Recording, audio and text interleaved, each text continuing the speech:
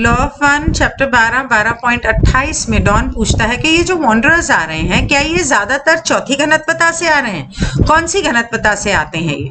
तो रा कहता है कि कुछ चौथी घनत्वता के हैं, ज्यादातर वॉन्डरर्स छठी घनत्वता के हैं और इनकी इच्छा है कि उनकी घुमक्कड़ों की सबसे बड़ी संख्या छठे घनत्व की है। सेवा करने की इच्छा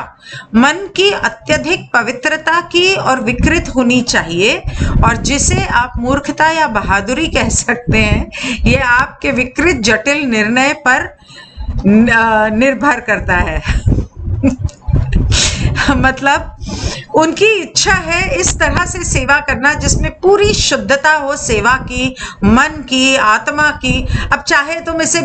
बहादुरी कह लो या बेवकूफ़ी कह लो कि वो यहाँ पर इस तरह से इस इच्छा से आते हैं कि सबका मन पवित्र करना है, सबको जगाना है। तो चैलेंज और चुनौती और खतरा ये है कि वो अपने मिशन को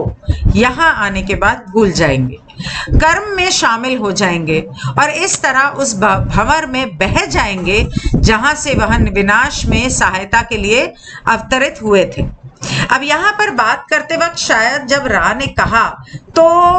सुनने में या रिकॉर्ड करने में कोई परेशानी हो गई, तो इसलिए यहाँ पर बोला है कि शायद रा ये कहना चाहते थे कि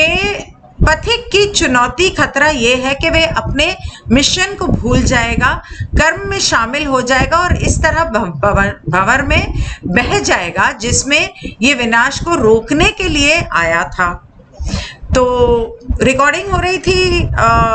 तो कभी कभी ऐसा हो जाता है, तो उसमें नीचे फुटनोट में ऐसा लिखा था।